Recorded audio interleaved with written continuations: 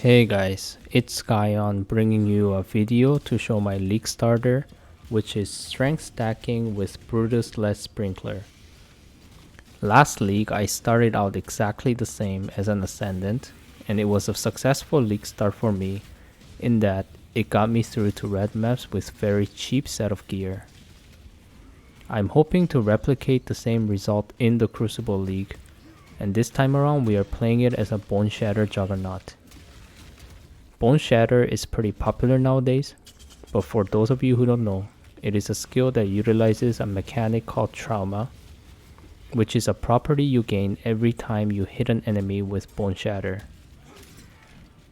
It is a stacking property with 6 seconds base duration, so resources such as attack speed and increased skill effect duration will determine what is the max stack your character can sustain at a time. As for its effects, the Boneshatter skill at gem level 20 deals 4% more damage per trauma stack at the cost of your character taking 194 physical damage per stack as well. This is a significant amount of damage boost but self damage as well. And as an example, at 10 stacks, the gem is giving you 40% more damage, but you will take close to 2000 physical damage each time you attack. So if you can build your character with the right combination of physical damage mitigation, leech and regen to survive through the self damage, it becomes a very powerful skill that can achieve a lot of more damage multiplier from just the skill itself. I saw that the build is mostly played as a Fizz Juggernaut or Slayer, but since the more damage from trauma stack is generic and not limited to physical damage, I was thinking why not BLS. It just means instead of chasing after weapons with big fat damage, we're building a base fire damage through strength stacking, and you really do not need too much, especially at the early stages like the campaign or wipe maps. Just traveling along the strength nodes on the passive tree should be enough. So given that the weapon costs only a chaos or two, it makes the build relatively cheap to get started, and I feel it is a good contender for league starts. The Boneshatter skill also has a built-in area damage tied to the stun mechanic, and when combined with the mastery that gives non-Val skills strike an additional enemy, the clear is not too bad. It does not clear multiple screens at once like a bow build, but it does pop a set of enemies if they are grouped up together, allowing for the playstyle of just leap slamming from pack to pack with one tapping groups of enemies. So overall, even though my current progress is pretty much just getting out of the Axe and starting out on the Atlas with the wipe maps, I can say I am pretty satisfied with the build's performance up until this point. So let's head into the game to take a closer look at what the build looks like in its early stages.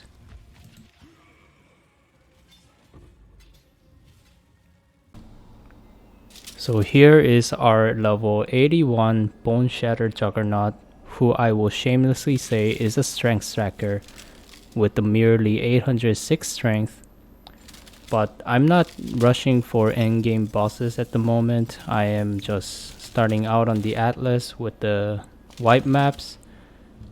Honestly, I think given the damage and the tankiness, I feel even with this level of strength, I should be doing low to mid tier yellow maps, but I am just progressing through the Atlas using the maps as I drop them, and I haven't gotten any yellow maps at the moment, but that's where we are right now.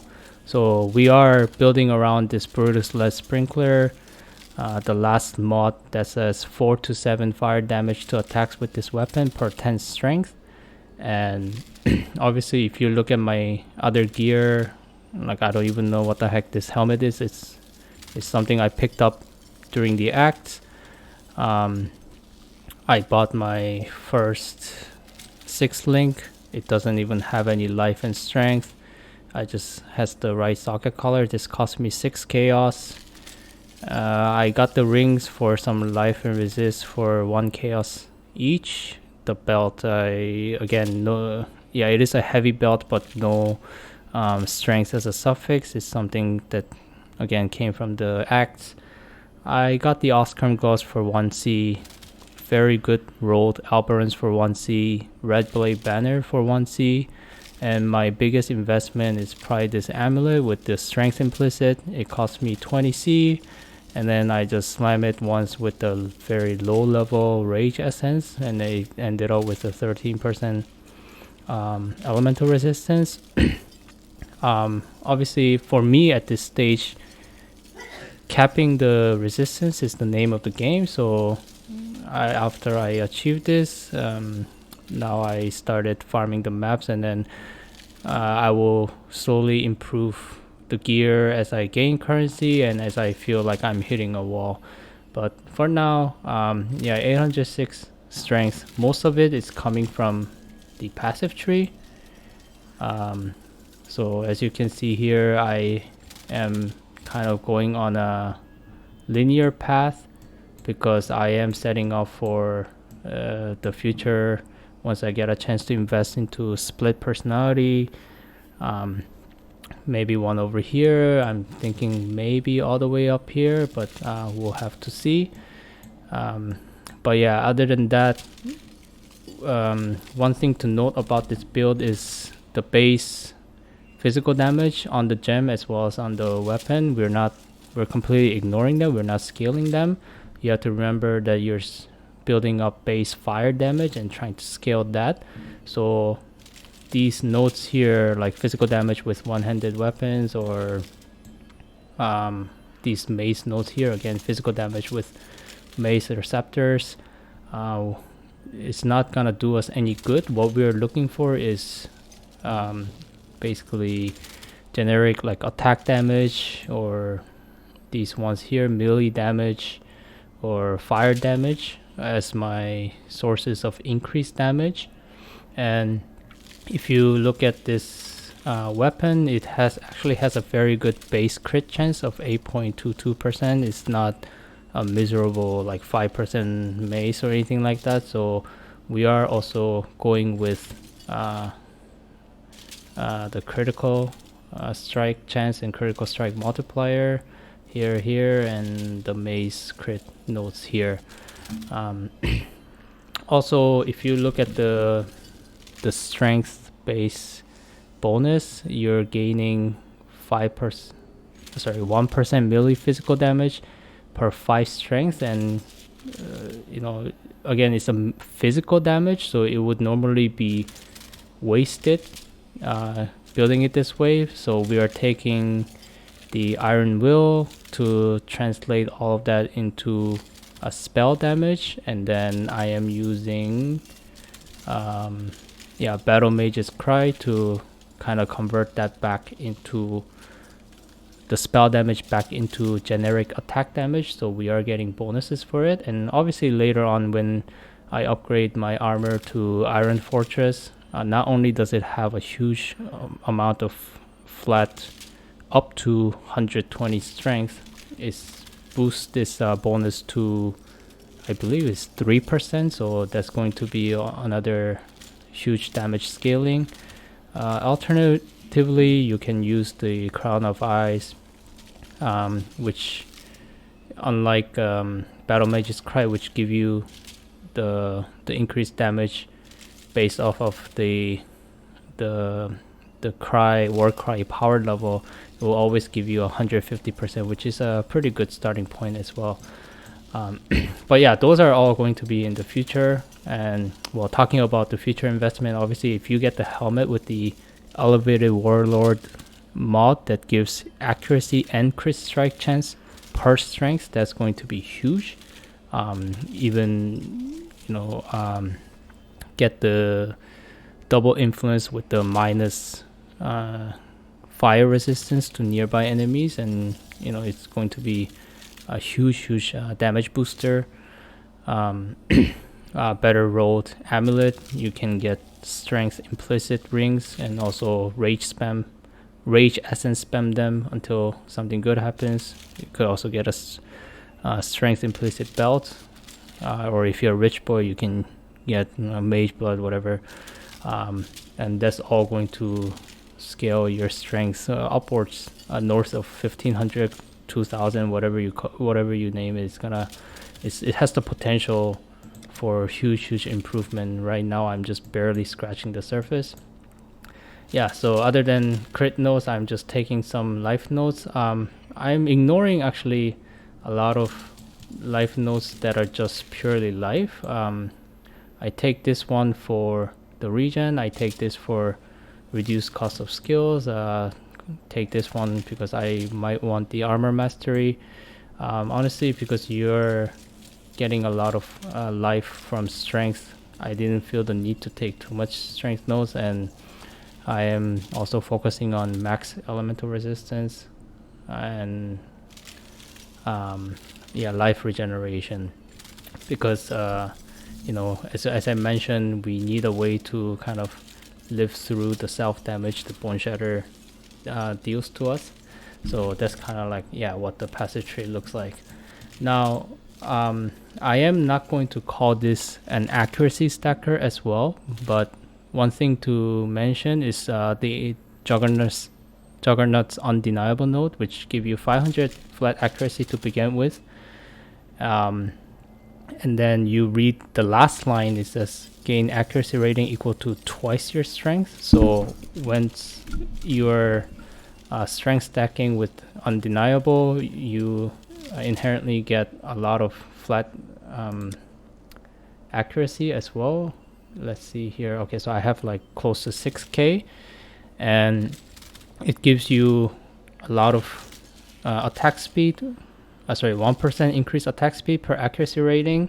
And since we are building around crit with the pretty nice base crit weapon, I decided to use Othkarn for now, which gives critical strike chance per accuracy as well.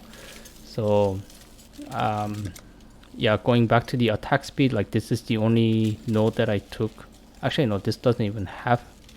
Oh, it's actually, yeah, this node here. So yeah, it doesn't even have attack speed, but I feel like my attack speed is not the fastest, but I don't feel like it's too slow that it's stressing me out as I'm running around the map. So yeah, obviously the accuracy stacker is a completely different build. You use the boots that give you lightning damage per accuracy. You use the helm that gives you I believe it was projectile damage per accuracy, and then you choose a skill that's has like a projectile component, like a lightning strike, and then, you know, just shoot your damage through the roof. But you know, this is kind of like a smaller, like a accuracy junior version, if you will call it. Yeah, but anyways, yeah, at the moment, as you can see, there's not too much to show off for the build, but as I discussed, there's a lot of room for improvement, and so I'm really excited to now that I'm into maps, just to farm up and kind of go towards achieving those goals. The last thing I'm gonna talk about is leveling with the build. So basically, well, for me, I always believe this weapon is gonna be costing 1 to maximum 3 chaos, and I'm also a believer that I'll be finding my first few chaos during the acts. And you know, once again, this was true for me for the Crucible League. So I got myself this weapon in Act 3, I believe, and then just following this path without having to respec, I still have my 20 refund points. It made the whole Acts 1 to 10 a breeze. And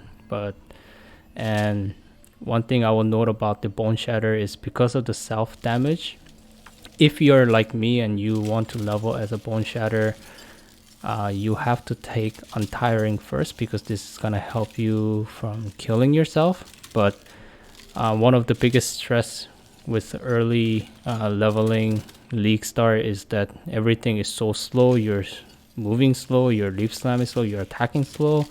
So you can opt to take Undeniable first, in which case you can choose a different skill. For me, I started with Ground Slam, and then I went into Sunder, and then in Act 3 is when I get Boneshatter. That's also around the time I got my first ascendancy point, and also my weapon. So everything, I just kind of went with it. But you're more than welcome to take undeniable and then maybe stay with Sunder or whatever skill of your choice, and then you might feel like you're attacking a little bit faster. You might feel more comfortable to play, so that's completely up to you. Other than that, yeah, so I am taking Unstoppable and Unbreakable, I believe. Yeah, I took the Unstoppable. Sorry, so I took Untiring first, and then Undeniable, and then Unstoppable, and then I just finished the Uberlap and got the Unbreakable.